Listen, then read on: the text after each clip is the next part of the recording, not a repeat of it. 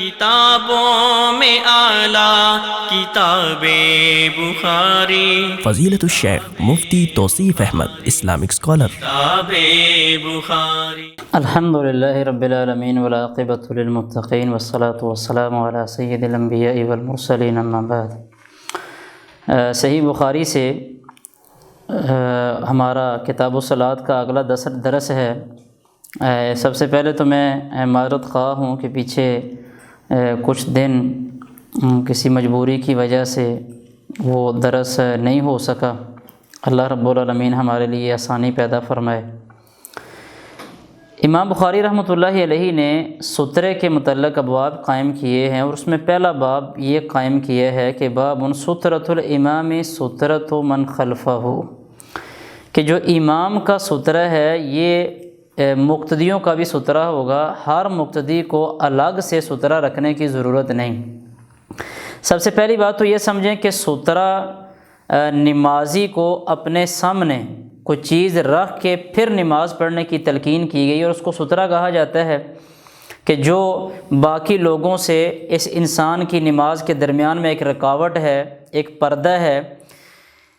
امام ابن خزیمہ رحمۃ اللہ علیہ کی صحیح میں حسن سند کے ساتھ یہ روایت موجود ہے کہ اللہ کے رسول صلی اللہ علیہ وسلم نے یہ بات ارشاد فرمائی کہ لا تصلی الا الی سترۃ، فرمایا سترے کے علاوہ نماز نہ پڑھو۔ اسی طرح سنن نبی داود وغیرہ میں صحیح سند کے ساتھ یہ روایت موجود ہے، حدیث نمبر 695 ہے کہ اس میں اللہ کے رسول صلی اللہ علیہ وسلم کا یہ فرمان کہ جب تم میں سے کوئی بندہ نماز پڑھے تو وہ سترے کے قریب ہو کے نماز پڑھے۔ فرمایا لا یقطع شیطان علیہ صلاتہ، پھر شیطان اس بندے پر اس کی نماز کو نہیں کاٹ سکے گا۔ صحابہ کرام نماز پڑھتے ہوئے ستونوں کی طرف جلدی کرتے تھے، یعنی سترے کی طرف نماز پڑھتے تھے۔ سترہ رکھ کے نماز پڑھنی چاہیے۔ کئی مساجد میں، خصوصاً ایسی مساجد کہ جہاں پہ ہر نماز کے وقت ہی رش ہوتا ہے، لوگ نماز پڑھتے ہیں، بہت سارے لوگوں کو ایسے دھوکا گیا کہ جو ہی نماز ختم ہوتی ہے تو پیچھے صفوں کے اندر ہٹ کے بغیر سترے کے نماز پڑھنا شروع کر دیتے ہیں۔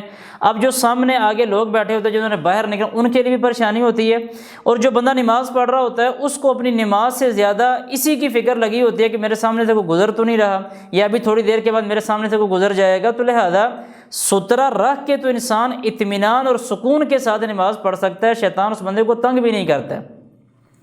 اسی طرح جمعے کی نماز ہوتی ہے، اور جمعے کی نماز کے فوراً بعد لوگ جب پیچھے سنتے پڑھنا شروع کرتے ہیں تو مسجد کے اندر بغیر سترے کے لوگ کھڑے ہو جاتے ہیں۔ آگے بیٹھنے والوں کے لیے پریشانی ہوتی ہے، اور جو پیچھے لوگ بغیر ستون کے یا بغیر سترے کے نماز پڑھ رہے ہوتے ہیں ان کی توجہ بھی خراب ہوتی ہے، کیونکہ لوگوں نے گزرنا ہوتا ہے، پھر بعض لوگ جو ہے نا وہ بچا کے گزر رہے ہوتے ہیں، تو وہ سب کی توجہ خراب ہو رہی ہوتی ہے۔ تو پہلی بات یہ ہے کہ سترے کا خیال کیا کریں، عام نمازوں میں بھی اور جمعے کی نماز میں بھی۔ اگلا جو امام بخاری رحمۃ اللہ علیہ نے جو باب باندھا ہے تو اس میں مسئلہ یہ بیان کیا کہ امام جب نماز پڑھا رہا ہے تو امام نے جب اپنے آگے سترہ رکھا ہوا ہے تو پیچھے باقی جو مقتدی ہیں ان سب کا سترہ وہ امام ہی ہے، الگ سے سترہ رکھنے کی ضرورت نہیں ہے۔ حدیث بیان کی، کہتے ہیں ہمیں عبداللہ بن یوسف انہوں نے حدیث بیان کی، اور یہ حدیث عبداللہ بن عباس رضی اللہ تعالیٰ عنہ کی ہے۔ فرماتے ہیں کہ اقبلت راکبا علی حمار اتانی، یعنی میں ایک گدھے یا گدھی کے اوپر سوار ہو کے آیا، وانا یومئذ قد ناحزت الاحتلام، پر میں ان دنوں میں بلوغت کے قریب تھا، یعنی ابھی بچہ تھا، بالغ بھی نہیں ہوا تھا۔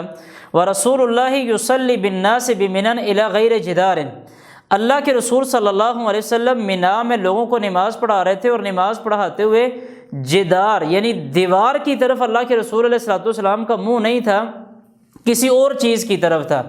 یہ جو کسی اور چیز کا میں ساتھ اضافہ کر رہا ہوں، یہ کئی ایک محدثین اس کا معنی بیان کیے، اور یہ معنی لیں تو امام بخاری رحمۃ اللہ علیہ جو یہاں سے مسئلہ ثابت کرنا چاہتے ہیں وہ ثابت ہوتا ہے کہ اللہ کے رسول علیہ الصلوۃ والسلام کسی سترے کی طرف نماز پڑھ رہے تھے، لیکن وہ سترہ دیوار نہیں تھی۔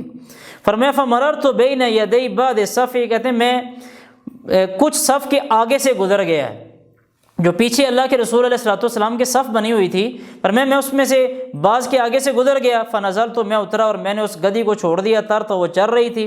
کہتے ہیں میں صف میں داخل ہو گیا، فلم ینکر ذلک علی احد، پر میں اس بات کا مجھ پہ کسی بندے نے بھی کوئی انکار نہیں کیا۔ عبداللہ بن عباس رضی اللہ تعالی عنہ کا مقتدیوں کے آگے سے کچھ صف کے آگے سے گزرنا یہ اس بات کی دلیل ہے۔ پھر اللہ کے رسول علیہ الصلوۃ والسلام نے بھی انکار نہیں کیا، صحابہ کرام میں سے بھی کسی کی نکیر ثابت نہیں۔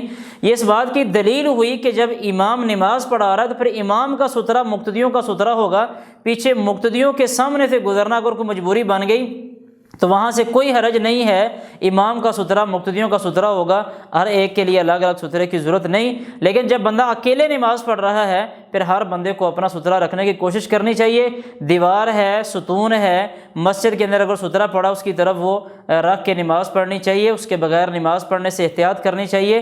اللہ تعالی ہمیں سمجھنے کی اور عمل کرنے کی توفیق عطا فرمائے۔ کتابوں میں اعلیٰ کتاب بخاری، فضیلت الشیخ مفتی توصیف احمد اسلامک اسکالر۔ کتاب